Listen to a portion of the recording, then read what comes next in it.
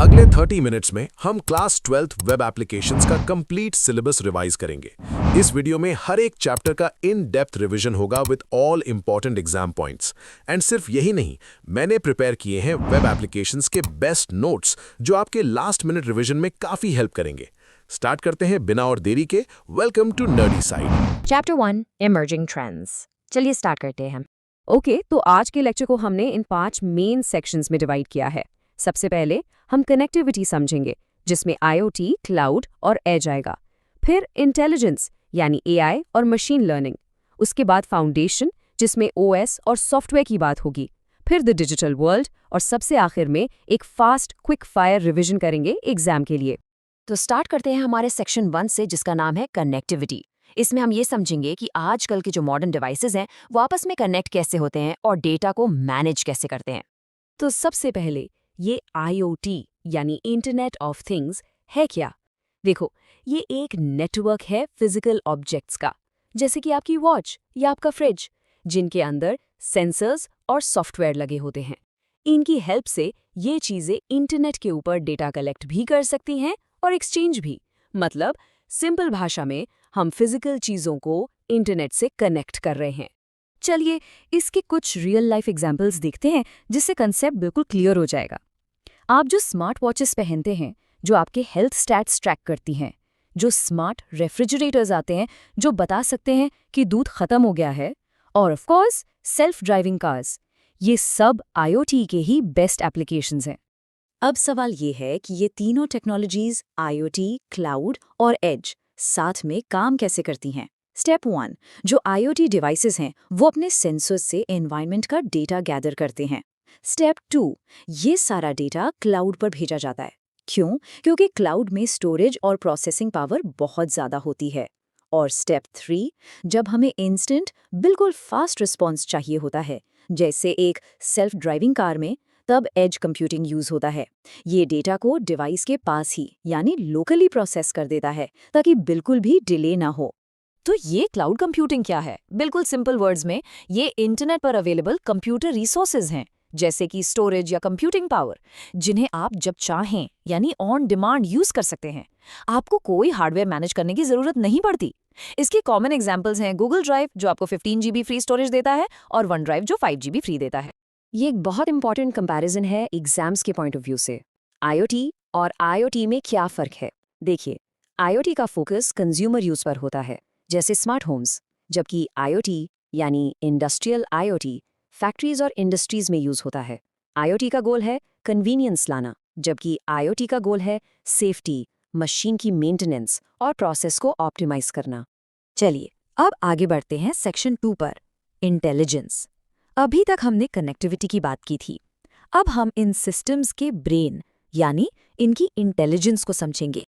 तो सबसे कॉमन सवाल जो स्टूडेंट्स पूछते हैं, एआई और मशीन लर्निंग में आखिर फर्क क्या है? चलिए इसको आराम से डिटेल में देखते हैं। देखिए, एआई यानी आर्टिफिशियल इंटेलिजेंस एक बहुत ही ब्रॉड कॉन्सेप्ट है।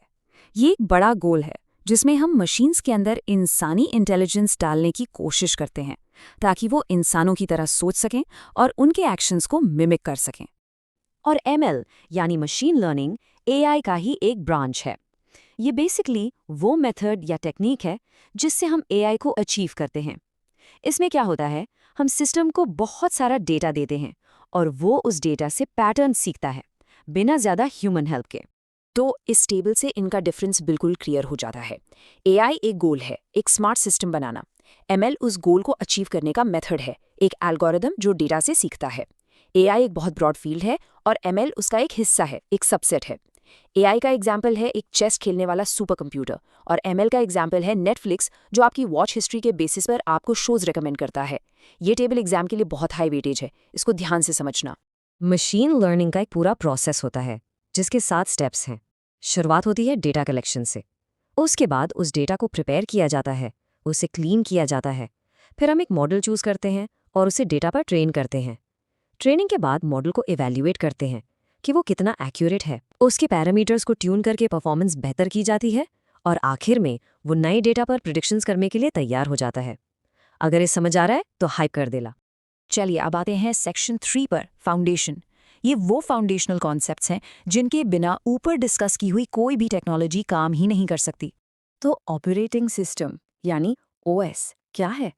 ओएस एक इंटरफेस है यूजर और कंप्यूटर हार्डवेयर के बीच में। इसका काम है कंप्यूटर के सारे रिसोर्सेज जैसे मेमोरी, सीपीयू, डिवाइसेस, इन सब को मैनेज करना। ये एग्जाम के लिए एक परफेक्ट डेफिनेशन है। एक ओएस की मेजर फंक्शंस क्या होते हैं? मेमोरी को मैनेज करना, प्रोसेसर को मैनेज करना जिसे हम सीपीयू शेड्यूलिंग भी कहते हैं, सारे डिवाइसेस को मैनेज करना, फाइल्स को मैनेज करना और सिक्योरिटी प्रोवाइड करना। ये पॉइंट्स लॉन्ग आंसर क्वेश्चंस में अक्सर पूछे जाते हैं।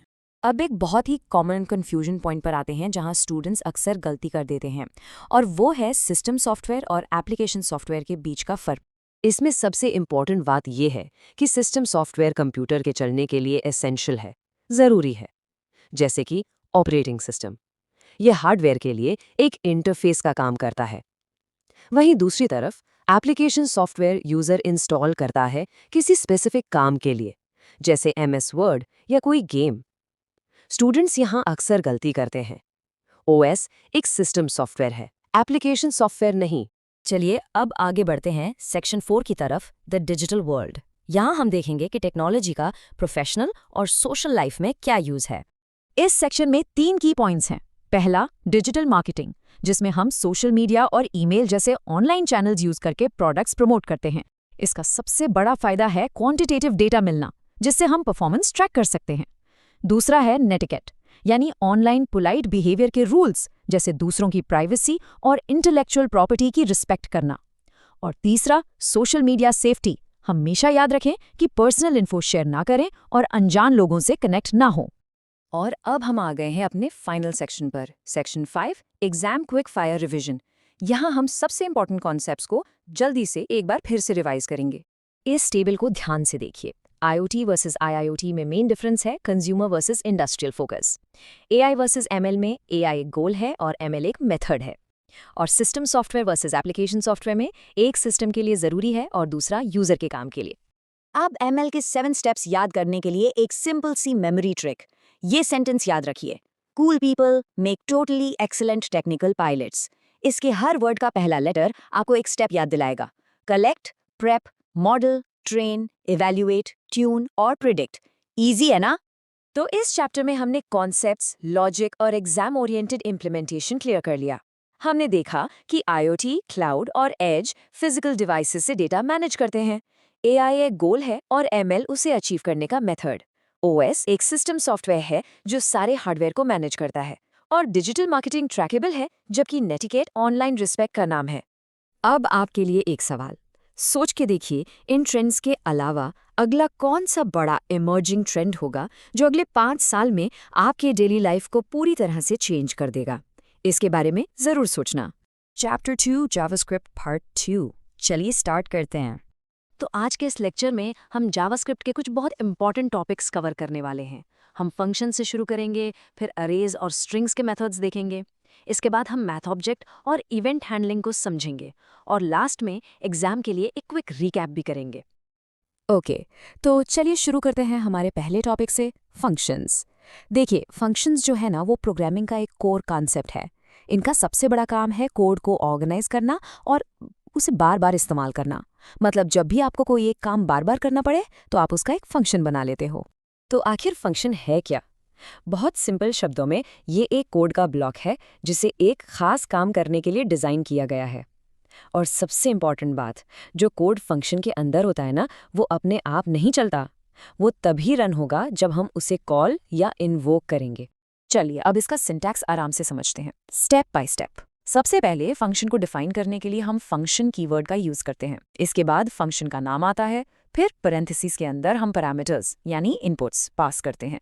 इसके बाद कर्ली ब्रैकेट्स के अंदर पूरा एग्जीक्यूशन लॉजिक लिखा जाता है। और फाइनली अगर फंक्शन से कोई वैल्यू वापस चाहिए तो हम रिटर्न कीवर्ड का इस्तेमाल करते हैं। फंक्शन को यूज करने के लिए हम बस उसका नाम लिखकर उसे कॉल कर लेते हैं। फंक्शंस के साथ एक बहुत ही इंपॉर्टेंट कॉन्सेप्ट जुड़ा हुआ है जिसे कहते हैं वेरिएबल स्कोप। स्कोप का सीधा सा मतलब है एक वेरिएबल कहाँ तक एक्सेसिबल है। देखिए, दो तरह के वेरिएबल्स होते हैं। एक होते हैं ग्लोबल वेरिएबल्स जो फंक्शन के बाहर डिक्लेयर किए जाते हैं और उन्हें कोड में कहीं भी यूज किया जा सकता है। दूसरे होते हैं लोकल वेरिएबल्स। ये फंक्शन के अंदर डिक्लेयर होते हैं और इनका यूज सिर्फ उसी फंक्शन के अंदर ही हो सकता है, बाहर नहीं। ये एक बहुत कॉमन मिस्टेक है जो स्टूडेंट्स करते हैं। लोकल वेरिएबल को फंक्शन के बाहर एक्सेस करने की कोशिश करते हैं और फिर एरर आता है। तो जैसे फंक्शंस कोड को ऑर्गेनाइज करते हैं, वैसे ही अरेज डेटा को ऑर्गेनाइज करते हैं। चलिए अब अपने अगले टॉपिक अरेज पर चलते हैं। सोच के देखिए, जब भी आपको एक से ज्यादा वैल्यूज को एक ही वेरिएबल में स्टोर करना हो, तब हम अरेज का यूज करते हैं। अरे की डेफिनेशन बहुत सिंपल है। ये एक स्पेशल कंटेनर है जो एक लिस्ट की तरह एक साथ कई वैल्यूज को होल्ड कर सकता है। जैसे आपको स्टूडेंट्स के नाम की एक लिस्ट बनानी हो या सबके एग्जाम स्कोर्स स्टोर करने हो। और इसकी एक खास बात यह है कि इसमें आप अलग अलग डेटा टाइप्स जैसे नंबर्स और स्ट्रिंग्स एक साथ भी स्टोर कर सकते हैं। अरेज की 3 प्रॉपर्टीज आपको हमेशा याद रखनी है, एग्जाम के लिए बहुत इंपॉर्टेंट है। पहली, ये 0 इंडेक्स्ड होते हैं। इसका मतलब है कि लिस्ट का जो पहला एलिमेंट होता है वो इंडेक्स 0 पर होता है, दूसरा 1 पर और ऐसे ही आगे। दूसरी प्रॉपर्टी, किसी भी एलिमेंट को एक्सेस करने के लिए हम अरे का नाम और स्क्वायर ब्रैकेट्स में उसका इंडेक्स नंबर यूज करते हैं। और तीसरी, अरे में टोटल कितने एलिमेंट्स हैं ये पता करने के लिए हम डॉट लेंथ प्रॉपर्टी का इस्तेमाल करते हैं। चलिए अब कुछ बहुत इंपॉर्टेंट अरे मेथड्स देखते हैं जो एग्जाम्स में अक्सर पूछे जाते हैं। पहला है पुश फंक्शन। पुश का मतलब होता है धक्का देना। तो ये मेथड अरे के आखिर में एक नया एलिमेंट ऐड कर देता है, सिंपल। फिर है पॉप फंक्शन जो आखिरी एलिमेंट को हटा देता है। उसके बाद है शिफ्ट फंक्शन जो पहले एलिमेंट को रिमूव करता है। और आखिर में सॉर्ट फंक्शन जो अरे के एलिमेंट्स को सॉर्ट करने के काम आता है। यहाँ सॉर्ट मेथड के साथ एक बहुत कॉमन गलती होती है, इस पर ध्यान दीजिएगा। By default sort method numbers को भी स्ट्रिंग्स की तरह ट्रीट करता है। इसका मतलब वो नंबर्स को उनके पहले डिजिट के हिसाब से कंपेयर करता है। तो अगर आपके पास एक एरे है 100, 25, 5 और आप उस पर डॉट सॉर्ट लगाएंगे तो आपको वही आउटपुट मिलेगा 100, 25, 5। ऐसा क्यों? क्योंकि 1 पहले आता है 2 से और 2 पहले आता है 5 से। सही न्यूमेरिकल सॉर्टिंग के लिए हमें एक अलग से कंपेयर फंक्शन यूज करना पड़ता है। ठीक है, अब आगे बढ़ते हैं और देखते हैं कि जावास्क्रिप्ट में टेक्स्ट यानी स्ट्रिंग्स के साथ कैसे काम करते हैं। जब भी आपको टेक्स्ट को मैनिपुलेट करना हो, मतलब काटना हो, जोड़ना हो या बदलना हो, तब हम स्ट्रिंग मेथड्स का यूज करते हैं। जो स्ट्रिंग है क्या? स्ट्रिंग जावास्क्रिप्ट में एक डेटा टाइप है। बहुत सिंपल है। कोई भी टेक्स्ट जो सिंगल कोट्स या डबल कोट्स के अंदर लिखा हो वो एक स्ट्रिंग कहलाता है। फॉर एग्जाम्पल, हेलो वर्ल्ड, ये एक स्ट्रिंग है। अब ये एक क्लासिक एग्जाम क्वेश्चन है, इसको ध्यान से समझिएगा। स्लाइस और सबस्ट्रिंग में क्या डिफरेंस है? देखिए, दोनों का काम एक ही है, स्ट्रिंग का एक टुकड़ा निकालना। लेकिन 2 बड़े फर्क हैं। पहला फर्क, स्लाइस में नेगेटिव इंडेक्स को सपोर्ट करता है, मतलब आप एंड से काउंट कर सकते हैं, जबकि सबस्ट्रिंग नेगेटिव इंडेक्स को 0 मान लेता है। दूसरा फर्क जो बहुत इंपॉर्टेंट है, अगर स्लाइस में स्टार्ट इंडेक्स एंड से बड़ा हो तो ये एक एम्प्टी स्ट्रिंग रिटर्न करेगा, लेकिन सबस्ट्रिंग इस सिचुएशन में दोनों वैल्यूज को अपने आप स्वैप कर लेता है। अगर ये कॉन्सेप्ट क्लियर हो रहा है तो हाइप कर देना। चलिए 2 और इंपॉर्टेंट मेथड्स देख लेते हैं। एक है टू अपर केस। जैसा नाम से ही पता चल रहा है, ये पूरी स्ट्रिंग को कैपिटल लेटर्स में कन्वर्ट कर देता है। दूसरा है चार एट इंडेक्स। ये मेथड हमें बताता है कि किसी पर्टिकुलर इंडेक्स पर कौन सा कैरेक्टर मौजूद है। जैसे string.char@0 हमें स्ट्रिंग का पहला कैरेक्टर देगा। ओके, अब हमारा अगला टॉपिक है मैथ ऑब्जेक्ट। जब भी आपको जावास्क्रिप्ट में कोई मैथमेटिकल कैलकुलेशन करनी होती है, तब हम इस बिल्ट इन ऑब्जेक्ट का यूज करते हैं। एक बात यहाँ हमेशा ध्यान रखिए, मैथ ऑब्जेक्ट जो है वो एक स्टैटिक ऑब्जेक्ट है। इसका क्या मतलब हुआ? इसका मतलब ये है कि इसका ऑब्जेक्ट बनाने के लिए आपको न्यू कीवर्ड की ज़रूरत नहीं पड़ती। आप इसके मेथड्स को डायरेक्ट कॉल कर सकते हैं, जैसे math.random। अब मैथ ऑब्जेक्ट के 2 सबसे कॉमन मेथड्स हैं, सील और फ्लोर। इन्हें याद रखने का एक बहुत आसान तरीका है। सीलिंग का मतलब होता है छत, जो ऊपर होती है, और फ्लोर का मतलब फर्श, जो नीचे होता है। तो math.seal हमेशा नंबर को यूपी यानी अगले इंटीजर पर राउंड करता है। जैसे math.seal 4.1 का रिजल्ट होगा 5, और maths.floor हमेशा नंबर को डाउन यानी पिछले इंटीजर पर राउंड करता है। जैसे maths.floor 4.9 का रिजल्ट होगा 4। अभी तक हमने जितना भी कुछ सीखा वो सब बैकग्राउंड लॉजिक था। अब हम देखेंगे कि इस लॉजिक को यूजर के एक्शंस के साथ कैसे जोड़ा जाता है, और इसी प्रोसेस को कहते हैं इवेंट हैंडलिंग। यही वो चीज़ है जो वेब पेजेस को इंटरैक्टिव बनाती है। तो इवेंट होता क्या है? यूजर का कोई भी एक्शन एक इवेंट है, जैसे माउस से क्लिक करना, कीबोर्ड से कोई की प्रेस करना या पेज का लोड होना। ये सब इवेंट्स हैं। और इवेंट हैंडलर वो जावास्क्रिप्ट का फंक्शन होता है जो किसी इवेंट के होने पर अपने आप चल जाता है। कुछ सबसे कॉमन इवेंट्स हैं ऑन क्लिक और ऑन चेंज। ऑन क्लिक तब ट्रिगर होता है जब यूजर किसी चीज पर, जैसे बटन पर क्लिक करता है। ऑन चेंज तब ट्रिगर होता है जब किसी फॉर्म फील्ड, जैसे ड्रॉप डाउन या इनपुट बॉक्स की वैल्यू बदलती है। इसका सबसे अच्छा प्रैक्टिकल एग्जाम्पल है फॉर्म वैलिडेशन। मान लीजिए यूजर ने ईमेल एंटर किया और उस फील्ड से बाहर क्लिक किया, तो ऑन चेंज इवेंट ट्रिगर होगा और हम चेक कर सकते हैं कि ईमेल का फॉर्मेट सही है या नहीं। ठीक है, अब हम इस लेक्चर के आखिरी हिस्से में आ गए हैं। चलिए इन सभी टॉपिक्स को एग्जाम के पॉइंट ऑफ व्यू से एक बार जल्दी से रिवाइज कर लेते हैं। आपके लिए स्क्रीन पर एक प्रैक्टिस क्वेश्चन है, ध्यान से देखिए। सवाल है, which method is used to remove the first element of an array? आपके ऑप्शंस है A pop, B shift, C unshift और डी पुश। जरा सोचिए, अभी हमने इसके बारे में बात की थी। इसका सही जवाब है ऑप्शन बी, शिफ्ट करना। हमेशा याद रखिएगा, पॉप आखिरी एलिमेंट को निकालता है और शिफ्ट पहले एलिमेंट को। ये डिफरेंस एग्जाम के लिए बहुत बहुत इंपॉर्टेंट है। तो इस चैप्टर में हमने functions, arrays, string methods, math object और इवेंट हैंडलिंग के कॉन्सेप्ट्स, सिंटैक्स और इम्प्लीमेंटेशन को अच्छे से समझ लिया है। एक quick recap. Functions reusable code हैं, अरेज मल्टीपल वैल्यू स्टोर करने के लिए लिस्ट हैं, स्ट्रिंग मेथड्स टेक्स्ट को बदलने के काम आते हैं, मैथ ऑब्जेक्ट कैलकुलेशंस के लिए है और इवेंट्स से हम अपने वेब पेजेस को इंटरैक्टिव बनाते हैं। Chapter 3 graphic designing using Canva and Adobe express. चलिए इस चैप्टर को स्टार्ट करते हैं। तो सबसे पहले इस चैप्टर के फाउंडेशन से शुरू करते हैं। कुछ बेसिक कॉन्सेप्ट्स और इंपॉर्टेंट टर्म्स समझेंगे ताकि आगे सब कुछ क्लियर हो। तो ग्राफिक डिजाइनिंग है क्या चीज? बहुत सिंपल शब्दों में ये एक प्रोसेस है जिसमें हम अपने आइडियाज या कंटेंट को एक visually appealing, eye catching form देते हैं। मेन गोल क्या है? इफेक्टिव कम्युनिकेशन, यानी जो भी मैसेज आप देना चाहते हो वो आसानी से आपकी ऑडियंस तक पहुंच जाए।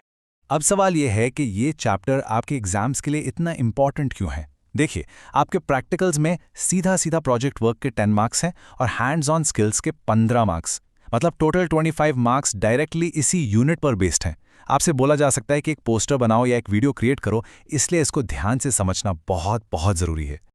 ओके, आगे बढ़ने से पहले कुछ की टर्म्स को क्लियर कर लेते हैं ताकि आगे कंफ्यूजन ना हो। देखो, टेम्पलेट क्या है?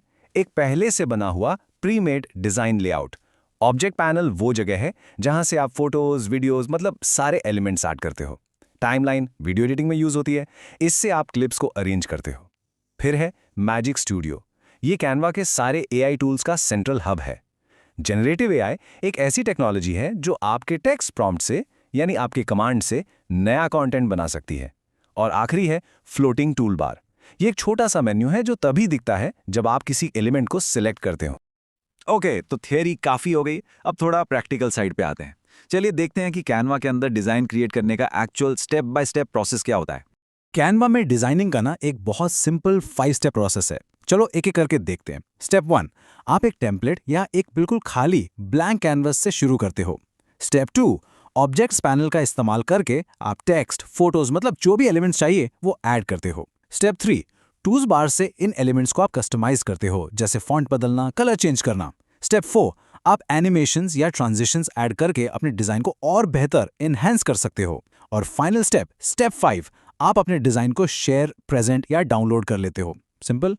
अच्छा, अब कैनवा का जो एडिटर विंडो है उसके 4 मेन पार्ट्स को याद रखने के लिए एक बहुत सिंपल सी मेमोरी ट्रिक है। याद रखो, हैरी ऑफन थिंक्स फास्ट। देखो, H से है हेडर जहां सारे मेन एक्शंस होते हैं, O से है ऑब्जेक्ट पैनल जहां से आप एलिमेंट्स ऐड करते हो, T से है टूल बार जिससे आप सारी फॉर्मेटिंग करते हो, और F से है फुटर जहां से आप पेजेस मैनेज करते हो या जूम इन जूम आउट करते हो। ये ट्रिक नोट कर लो, एग्जाम में इस पर लॉन्ग आंसर क्वेश्चन आ सकता है। चलिए अब एक बहुत ही इंपॉर्टेंट और थोड़ा सा आप कह सकते हैं ट्रिकी टॉपिक डिस्कस करते हैं, और वो है वीडियो एडिटिंग। मैं इसे ट्रिकी इसलिए कह रहा हूं क्योंकि स्टूडेंट्स इसमें अक्सर मिस्टेक्स करते हैं, तो इसके कॉन्सेप्ट्स को बिल्कुल क्लियर रखिएगा। इस टेबल को बहुत ध्यान से देखिए। 3 मेन एक्शंस हैं, स्प्लिटिंग, कटिंग और ट्रिमिंग। इनका डिफरेंस समझो। स्प्लिटिंग का मतलब है एक क्लिप को 2 हिस्सों में तोड़ना, सिंपल। कटिंग का मतलब है वीडियो के एक स्पेसिफिक पार्ट को परमानेंटली डिलीट कर देना, हमेशा के लिए हटा देना। और ट्रिमिंग, यहाँ ध्यान देना, ट्रिमिंग का मतलब है क्लिप के स्टार्ट या एंड से अनवांटेड फुटेज को सिर्फ हाइड करना, डिलीट नहीं, हाइड। मतलब वो फुटेज अभी भी वहां है, बस दिख नहीं रहा और आप उसे रिकवर कर सकते हो। ये सबसे कॉमन मिस्टेक है जो स्टूडेंट्स करते हैं। मैं दोबारा रिपीट कर रहा हूं, इसको कहीं नोट कर लो। ट्रिमिंग में फुटेज सिर्फ हाइड होता है, जिसे आप वापस ला सकते हो, इसलिए इसे कहते हैं नॉन डिस्ट्रक्टिव एक्शन। लेकिन कटिंग में फुटेज परमानेंटली रिमूव हो जाता है। ये डिफरेंस एग्जाम के लिए, आई एम टेलिंग यू, बहुत क्रूशियल है। चलो अब एक क्विक क्वेश्चन, सोचो जरा, अगर आपको एक वीडियो क्लिप के बीच से कहीं मिडल से 10 सेकंड का पार्ट परमानेंटली रिमूव करना है, हमेशा के लिए हटाना है, तो आप कौन सा एक्शन यूज करोगे? स्प्लिटिंग, कटिंग या ट्रिमिंग? सोचा? देखो, करेक्ट आंसर है पहले आप उस जगह पर क्लिप को स्प्लिट करोगे, 2 बार उस 10 सेकंड के पार्ट को अलग करने के लिए, और फिर उस छोटे से पार्ट को कट कर दोगे। ओके, अब बात करते हैं डिजाइनिंग के फ्यूचर की, यानी आर्टिफिशियल इंटेलिजेंस की। आजकल कैनवा और अडोबी एक्सप्रेस दोनों में ही इतने पावरफुल एआई टूल्स आ गए हैं जो हमारा काम बहुत आसान कर देते हैं। तो कैनवा में इन सभी एआई टूल्स का जो सेंट्रल हब है, उसको कहते हैं मैजिक स्टूडियो। बेसिकली ये एक जगह है जहां उनके सारे एआई फीचर्स इकट्ठे मिल जाते हैं। हाँ, एक चीज याद रखना, अगर आप फ्री यूजर हो तो इन टूल्स को यूज करने की एक लिमिट हो सकती है, जिसे वो क्रेडिट्स कहते हैं। चलो मैजिक स्टूडियो के कुछ जबरदस्त टूल्स देखते हैं। मैजिक राइट क्या करता है? ये आपके लिए टेक्स्ट लिख सकता है, समराइज कर सकता है या फिर रीवर्ड कर सकता है। बीट सिंक, ये बहुत कूल है। ये आपके वीडियो एडिट्स को म्यूजिक की बीट के साथ अपने आप सिंक कर देता है। मैजिक स्विच से आप एक क्लिक में डिजाइन का साइज या फॉर्मेट बदल सकते हो। सोचो, आपने एक इंस्टाग्राम पोस्ट बनाई और एक क्लिक में उसे यूट्यूब थंबनेल या स्टोरी बना दिया। और मैजिक इरेजर से आप किसी भी फोटो से कोई भी अनवांटेड ऑब्जेक्ट, जैसे कोई पर्सन या कार, आसानी से रिमूव कर सकते हो। तो जैसे कैनवा में मैजिक स्टूडियो है, बिल्कुल वैसे ही अडोबी एक्सप्रेस में उनकी जो जेनरेटिव एआई टेक्नोलॉजी है, उसका नाम है अडोबी फायरफ्लाई। इससे आप सिंपल टेक्स्ट कमांड्स देकर, मतलब टाइप करके, अमेजिंग टेक्स्ट इफेक्ट्स और बिल्कुल नई इमेजेस जनरेट कर सकते हो। ठीक है, तो अब तक हमने कॉन्सेप्ट्स और टूल्स दोनों समझ लिए हैं। अब आते हैं फाइनल पार्ट पर। इनकी रियल लाइफ एप्लीकेशंस क्या हैं और एग्जाम के लिए हमारी स्ट्रैटेजी क्या होनी चाहिए। तो आप इन टूल्स से बना क्या सकते हो? देखो, एजुकेशन में आप अपने स्कूल रिपोर्ट्स, फोटो एसेज या स्टूडेंट पोर्टफोलियो क्रिएट कर सकते हो। मार्केटिंग की दुनिया में social media ads, product packaging, यहां तक कि मूवी पोस्टर्स भी इन्हीं से डिजाइन होते हैं। और इवेंट्स के लिए, जैसे डिजिटल वेडिंग इन्विटेशंस या सेव द डेट वाले वीडियोस, सब कुछ इन्हीं टूल से बनता है। और आप सबके लिए एक बहुत अच्छी खबर है, कैनवा और एडोब एक्सप्रेस दोनों ही स्टूडेंट्स और टीचर्स के लिए special free education plans offer करते हैं। इसका मतलब है कि आप इन सभी प्रीमियम फीचर्स को फ्री में यूज कर सकते हो, तो प्रैक्टिस जरूर करना।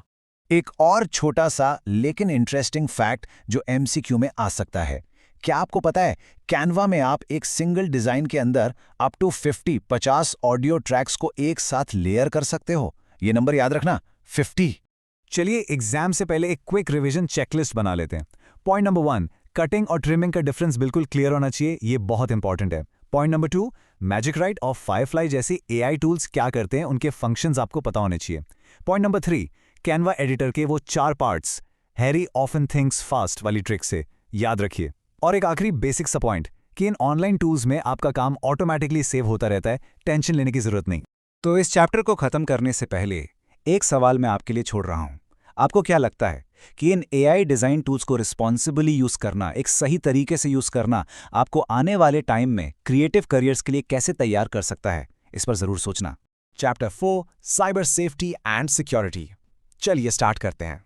ओके, तो आज हम क्या क्या कवर करने वाले हैं, एक नजर डालते हैं एजेंडा पर।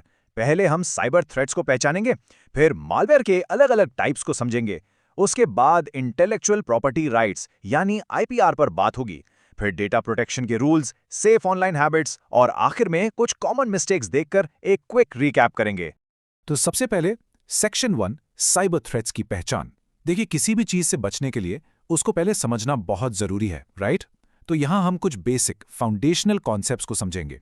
सबसे पहला सवाल, साइबर सिक्योरिटी है क्या? बिल्कुल सिंपल शब्दों में ये प्रैक्टिस है अपने सिस्टम्स, नेटवर्क्स और प्रोग्राम्स को डिजिटल हमलों से बचाने की। सोचो, आपका फोन, आपका लैपटॉप, आपका डेटा, इन सबको सेफ रखना ही साइबर सिक्योरिटी है। नेक्स्ट अप है मालवेयर। नाम से ही थोड़ा आइडिया मिल रहा है ना, मलिशियस सॉफ्टवेयर, यानी एक ऐसा सॉफ्टवेयर जिसका इरादा ही गलत है। इसको बनाया ही इसलिए जाता है कि आपके कंप्यूटर को नुकसान पहुंचा सके या फिर अनऑथराइज्ड एक्सेस ले सके, मतलब बिना पूछे आपके सिस्टम में घुस जाए।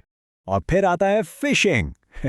ये आप समझ लो ऑनलाइन दुनिया का जाल है, एक तरह का धोखा। अटैकर्स क्या करते हैं, वो आपका बैंक या कोई ट्रस्टेड कंपनी बनकर आपको एक ईमेल भेजेंगे और मांगेंगे आपकी सेंसिटिव इन्फॉर्मेशन, जैसे आपका पासवर्ड या क्रेडिट कार्ड डिटेल्स। इससे बचना बहुत बहुत जरूरी है। ओके, तो अब हमें बेसिक्स क्लियर हैं। चलिए सेक्शन 2 में चलते हैं, मालवेयर के टाइप्स।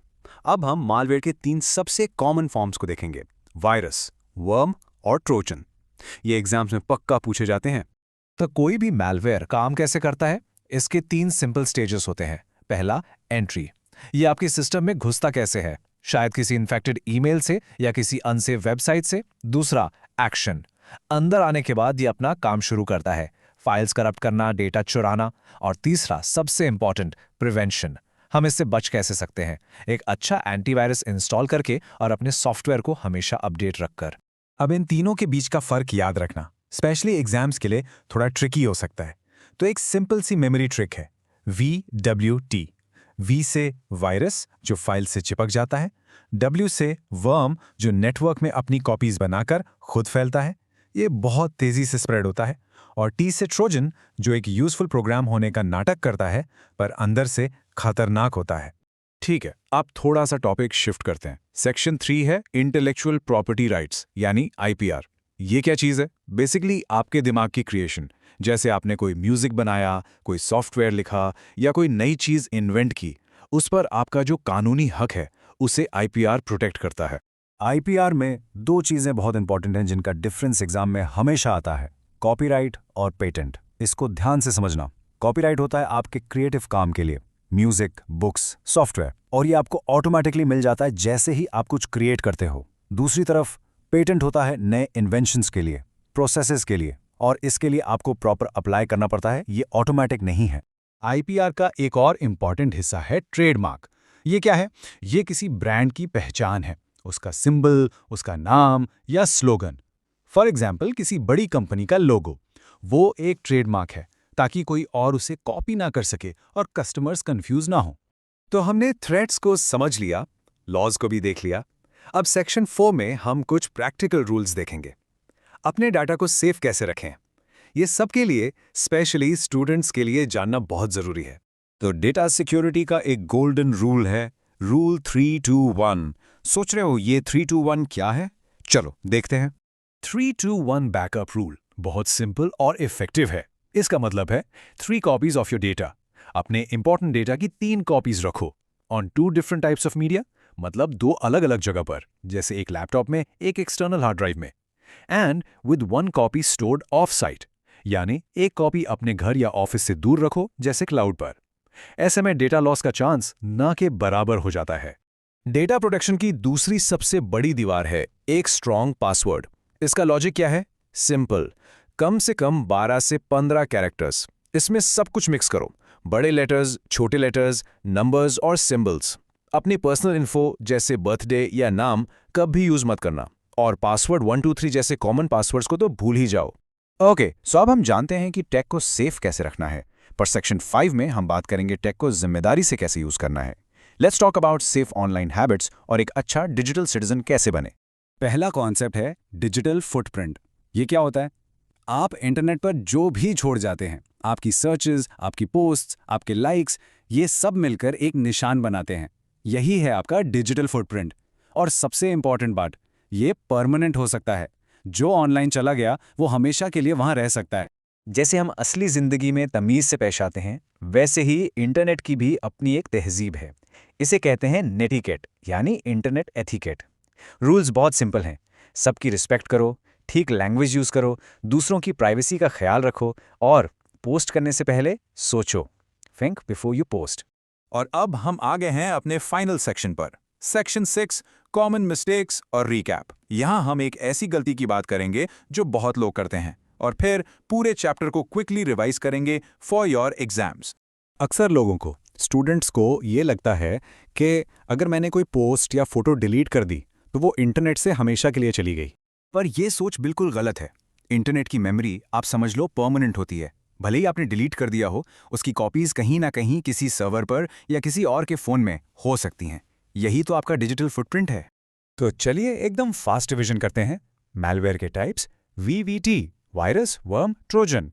IPR के बेसिक्स, कॉपीराइट क्रिएटिव वर्क्स के लिए, पेटेंट इन्वेंशन के लिए और ट्रेडमार्क ब्रांड के लिए। प्रोटेक्शन, स्ट्रॉन्ग पासवर्ड्स और 3-2-1 बैकअप रूल। और हैबिट्स, अपने डिजिटल फुटप्रिंट को मैनेज करना और नेटिकेट फॉलो करना। तो इस चैप्टर में हमने कॉन्सेप्ट, सिंटैक्स और इम्प्लीमेंटेशन क्लियर कर लिया। तो ये चैप्टर यहाँ खत्म होता है, पर मैं आपके लिए एक सवाल छोड़ रहा हूँ। आज अपने डिजिटल फुटप्रिंट के बारे में जानने के बाद आप अपनी ऑनलाइन हैबिट्स में वो कौन सा एक छोटा सा चेंज लाने वाले हैं? जरूर सोचिए इस बारे में।